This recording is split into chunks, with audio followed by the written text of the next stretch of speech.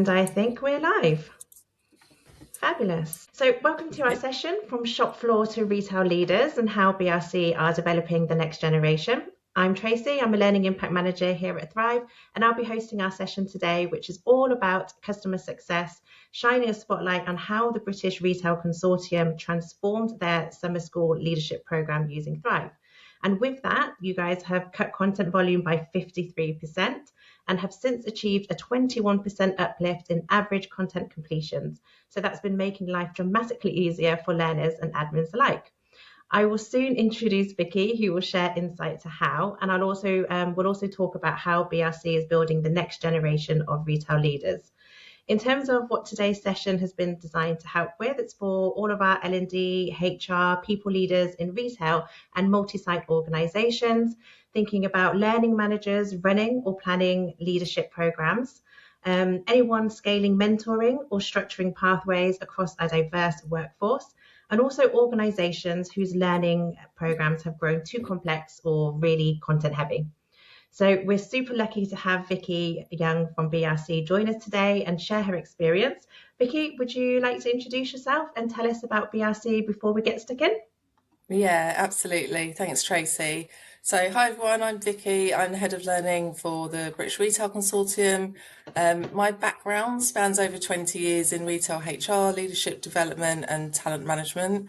And at BRC, I lead our learning strategy and work closely with our members to help in building skills and confidence needed for the future of the retail industry. I suppose just to give a bit of background around who BRC are. So we're the leading trade association for retail and represent over 200 retailers across the UK, spanning everything from independent shops to major household names. And our mission, I suppose, is to really champion the interests of our members. So we provide advocacy, guidance, support on key industry issues and really help our members and retailers in general to navigate the rapidly evolving landscape that we're presented with, and offer those resources to drive that operational excellence and innovation. I suppose just a bit around my role, it's really hard to kind of succinctly describe my role. But I suppose my core responsibility is to develop and deliver learning interventions that empower our diverse membership to thrive in a fast changing retail sector. I work closely with our members to sort of identify some of those skills gaps. We help to shape tailored development programs and just make sure that our solutions are accessible and impactful. And I suppose I'm genuinely passionate about creating opportunities for growth at every level as well. So helping people to unlock their potential and support businesses as they build strong and future ready teams at every level within the organisation through learning and innovation.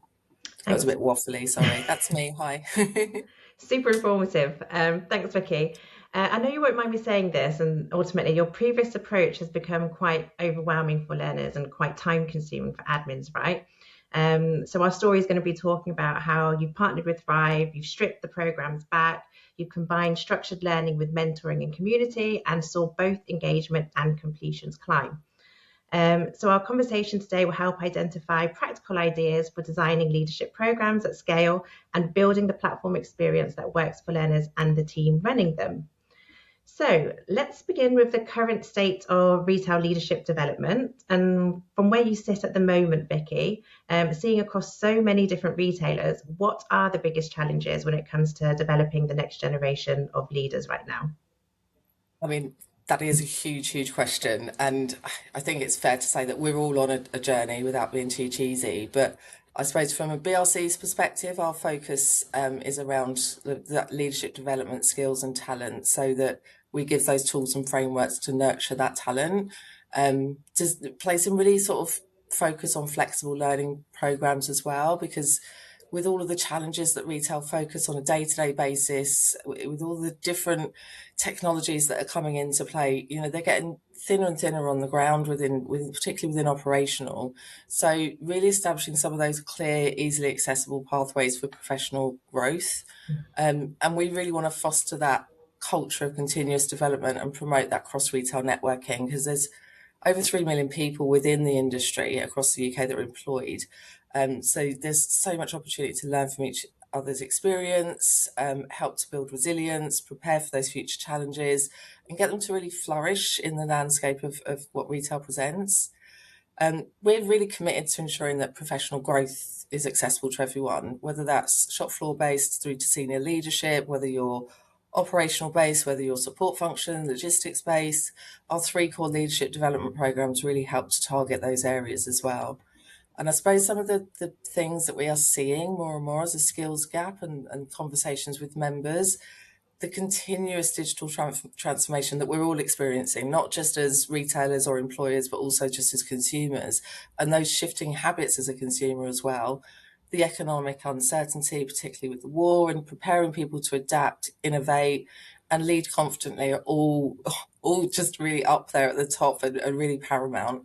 And I suppose the goal for us is to really cultivate a mindset where that continuous learning and adaptability are really valued. That flexibility and being able to be agile is important because retail is continually changing and we need to keep it vibrant and competitive for years ahead.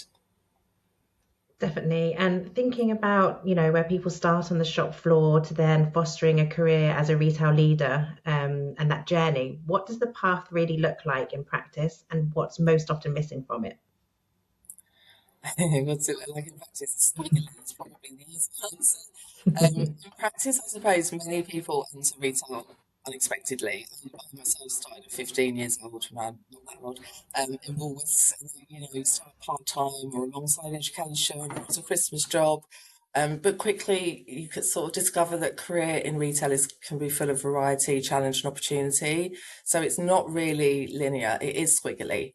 It can be shaped by practical experience, supportive managers, exposure to new areas, that access to structured development as well, but also giving opportunities to build confidence and resilience. But I suppose what we're often missing is that clear, consistent path. So leaders that can think strategically, can work with data, navigate change, lead people compassionately. They don't always grow naturally through operational roles, so structured development then becomes essential to really help to nurture that talent and grow it. And within the BRC, we always looking to shine a light on retail as a career of choice, not chance.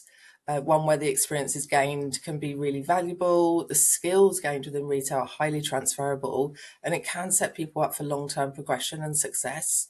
And in reality, rising through those ranks, I suppose, means embracing a wide variety of roles, from customer service and ops to managing teams and driving commercial results. I had a call with someone this morning who started part-time in a little corner shop of the big grocers in his town centre, and is now running colleague development engagement across the whole business. So there's so many skills and pathways within retail that sometimes people don't really realise. But one of the biggest gaps I see is that lack of structured development around that strategic thinking and confidence, especially as we're facing more and more digital transformation, the different customer expectations, and those basic leadership skills that help teams to grow and develop. We so often see the accidental manager. So it's how do we nurture those skills? Because there's always going to be something in them.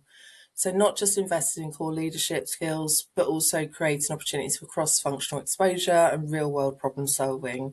So that curiosity and adaptability need to be valued at every stage. And we try to help future leaders build that resilience and vision needed so that we can help to succeed and protect the industry for the future in this dynamic sector that we work in. Absolutely. I mean, I am one of those you've just described, Vicky, where I actually worked in my uncle's shop when I was very young, and it definitely helped to build my confidence. So diving deeper into how Thrive helps, when you started thinking about modernizing your delivery, what were you looking for and what made Thrive the right fit? So programs that we deliver, and the main three ones all kind of link in back through to Thrive. But our focus at that time was around summer school because that's where the bulk of the content was held virtually. So we wanted to create that flexible, accessible, and engaging experience for learners across. We work across such a diverse sector, and we needed a solution that could blend that formal training with mentoring and real world learning, but also was scalable and straightforward and easy is the simple key for us. So I suppose we're probably quite different to some of your customers at Thrive in that we we don't necessarily use it for our employees per se, but it was more we use it as a hub for our broad range of learners from different retailers. So it enables our members' teams to access the learning through our Thrive platform. And it was important that we had a platform that was tailored to the different courses and the different learning needs and styles of our learners, because we target so many different of our members. So, and it also had to support both digital and face-to-face interactions, which are really important to our learning programs. So that user-friendly design meant, delegates could access content and resources easily. The experience is a bit more relevant and manageable, and it's just an all-round better user experience as well. And it helped us to keep that program dynamic and inclusive as well. So, but we also sought to partner with somebody whose values are in alignment with ours and who demonstrates that continuous commitment to innovation. So that's something I really love about working with Thrive, is they're always looking around what's next, how can we improve that, and they're always open to feedback on that as well. But they really supported us through the process, and we'd got that feedback from other people that are using Thrive. So that guidance, resources, that ongoing assistance, ensuring that it remains engaging, effective, and helping us to adapt some of our contents for those different audiences that we cater to as well. So that was really, really important to us, and Thrive sort of ticked all of those boxes as well. And you share our ethos around, and you're genuinely invested in our success, which means that we feel like we're a real partner and we're able to deliver that learning experience that's not only relevant and accessible, but also it's trusted by support and at every single stage of the journey.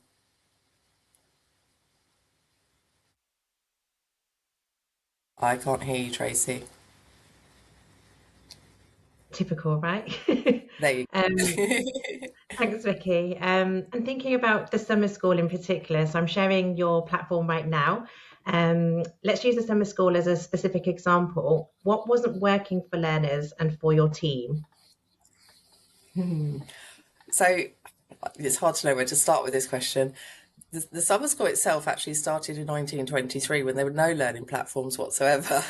But in the last 6 years, we've created it so it's become more of a hybrid approach.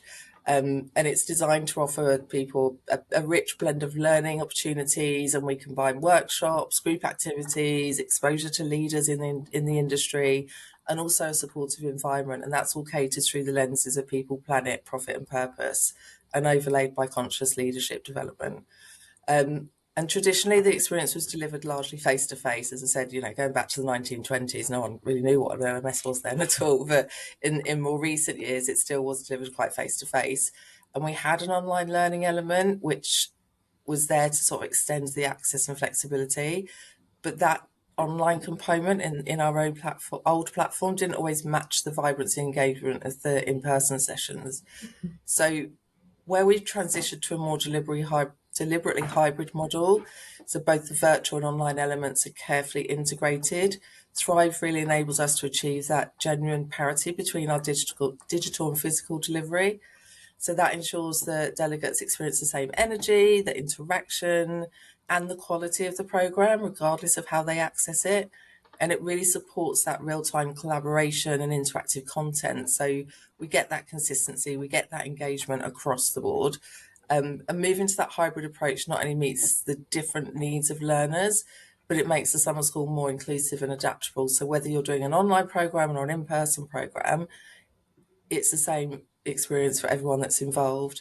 And we're proud to say that last year was our first year of using Thrive on the summer school programme, and the completion rate on the learning platform side of things increased from 57% in 2024 to 78% in 2025. A stat that my digital learning manager and myself, she got very excited about that, but we are really, really proud of that figure. I would be too. And ultimately, thinking about, where we spoke about earlier, how you decrease the amount of content. So by cutting content by 53%, completions went up by 21%. What drove that decision and what happened when you did it? So during the switchover, when we moved from our old learning provider to Thrive, we took the opportunity to really review all of our materials and look at how the LMS could support us in reducing the content items and improving that program design, so that as a learner, when you go onto the system, it doesn't look so overwhelming with the amount of content. we actually realised we had 112 pieces of assigned content in the year before, and we've reduced that down to 59 year on year. And that was driven by a desire, I suppose, to make it more accessible, more meaningful. We wanted to make sure that delegates weren't overwhelmed by unnecessary information and they could really focus on what truly mattered for their development and throughout the course of the programme. So we took out some videos that we felt weren't really adding value. We created an engaging resource centre and then put in optional modules as well, so that there were bits that were combined so that some content was moved into one, and the functionality on the system enabled us to do a lot of that.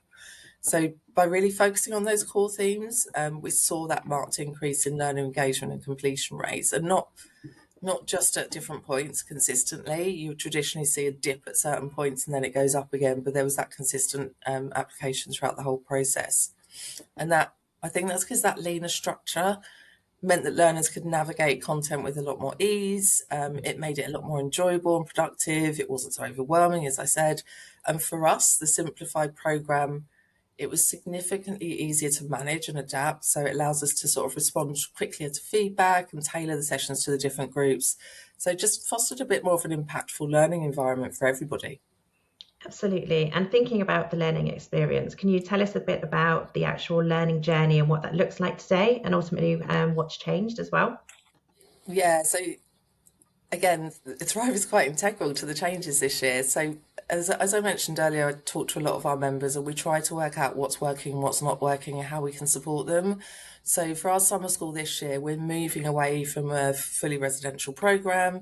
We're moving towards having more bite-sized, flexible learning formats so that we can allow delegates to access content in ways that suit their schedules and preferences. As I said, we know that leaders are time poor, particularly with the constant changes and navigation that's going on at the moment. So we've introduced an in-person pathway and a fully virtual pathway, but we want to make sure that the experience is just as magical, I suppose, is a good way to put it, for both, regardless of what pathway they're on.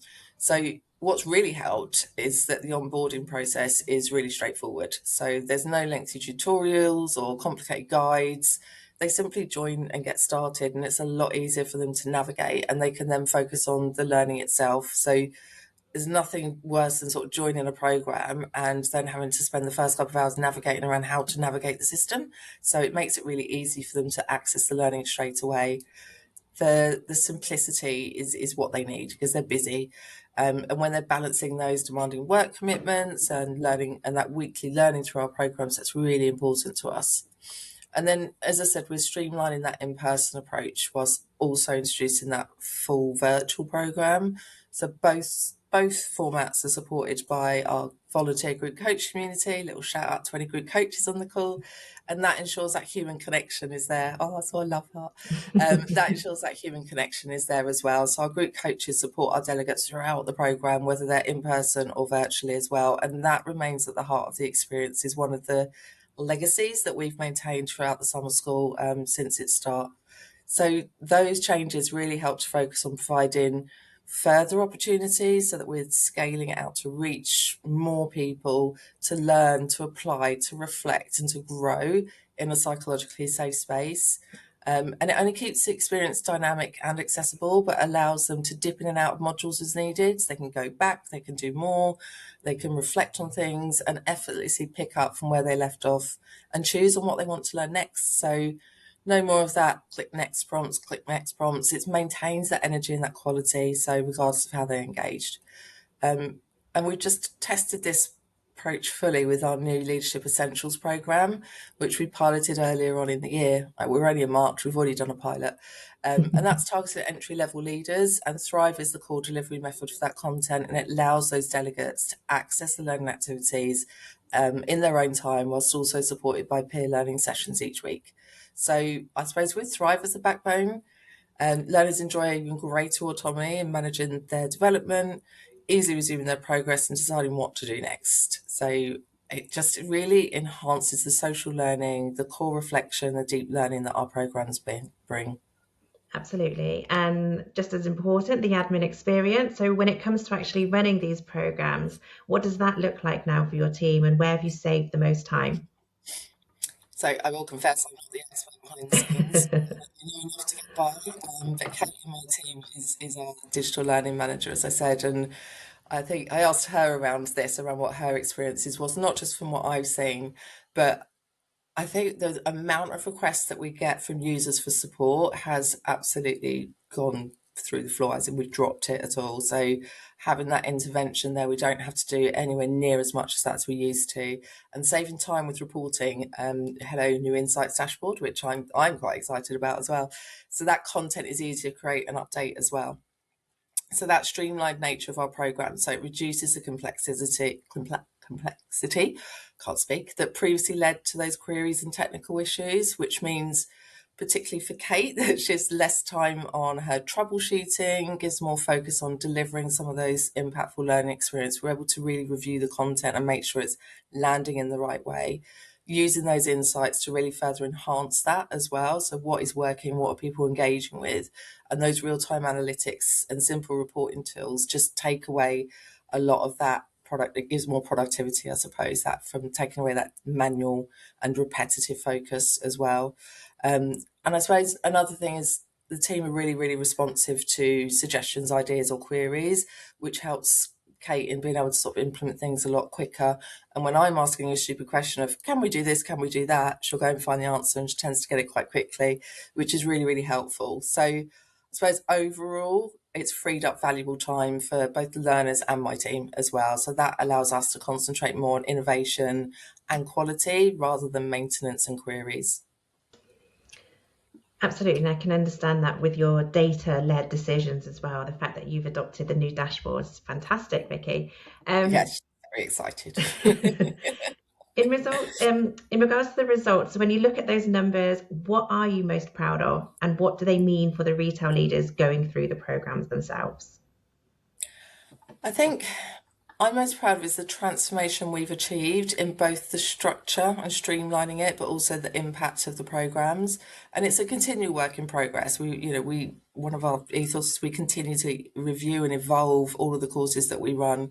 But by streamlining those content and focusing on what truly matters, we've made learning more accessible and engaging, basically.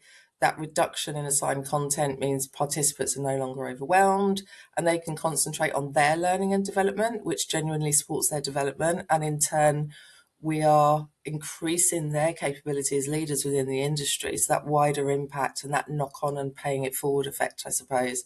So I'm proud of the increase in learner engagement, the completion rates. We know that those changes are making a difference. But also, it's really impactful for them. They're the ones that matter the most, and they're the ones that are really shaping the future of the industry. Thanks, Vicky. And thinking about if you could give one piece of advice to an L&D leader drowning in content and struggling to prove impact, what would that be? Oh God, right. It's really hard to improve impact or ROI and what's the humanistic benefit, what's the technical benefits and the financials. But I think if you're drowning in that content, is prioritize quality over quantity. Take a step back, focus on curating the most relevant and impactful content that you've got, that you know that works and that you know that there's a need for, and streamline that offering so it truly aligns with your goals and your learners' needs or your organisation goals. It's sometimes really easy, and we certainly did. Like we had over 100 pieces of content. To become overwhelmed by that is the volume is really easy to do. So simplify, concentrate on what really matters, and in turn you will see higher engagement, better completion rates, and clearer evidence of impact and ROI. So making that journey as accessible and as flexible as possible allows people to choose what's most valuable for them, because there is not a one size fits all approach to learning at all for anybody. But ultimately, I suppose proving impact becomes much easier when you're not spread thinly, but instead delivering targeted, meaningful experiences that genuinely support development. Love that, Vicky. And as we start to close the webinar, let's think about the future. Can you tell us about the future for BRC and where you're planning to develop even more further? Yes, I'm very excited about this. So I mentioned earlier that we just recently piloted and launched our new BRC Leadership Essentials program. A little plug that it is free to any BRC member, so get in touch. And that's really designed for entry-level leaders, or those need a refresher, maybe those accidental managers I mentioned earlier. And it's really demonstrated the value of flexible self-paced learning, and it's supported by weekly peer sessions. So we've just launched our first formal cohort last week, and as I said, Thrive is integral to the delivery of that. But that's really to sort of help bridge that gap at that entry-level leadership program as well. But we're also commit to building a culture of growth. So all of our programs mentioned have that structured learning, but also that ongoing support and that peer-to-peer collaboration. So later this year, we will be testing the mentoring aspect of Thrive. So my vision is to create a diverse network of mentors drawn from across the industry. So I want to create an ecosystem or a spider web of mentors where different backgrounds, experiences, and talents, and job roles, and genres, and really help each other and to tackle new challenges and inspire positive change in their organisations. So it will put even more focus on tailored development and hands-on learning, but also strong mentoring relationships. Because I think for me, being able to mentor from someone internally is great, and I know I've had that experience myself. But having that external perspective where there is no bias or judgment or knowledge, because it is just you and that person connecting and having that mentoring relationship, is going to have more of an impact. So that's my vision. So we will be launching a mentoring program later this year, which I'm really excited about. So hopefully watch this space. But yeah, we want to help leaders to really prepare and be confident to help shape the future of retail. Vicky, I think you've just identified the next webinar for us to talk about, the next topic. Well, thank you so much for joining us, Vicky. It's been an absolute pleasure sharing your experience and putting a spotlight on everything that you've achieved for us so far. I hope everyone has enjoyed the conversation while finding the information useful. And yeah, I hope you have a lovely rest of the day, and thank you so much. Thanks. Thanks, Vicky. Bye. Bye-bye.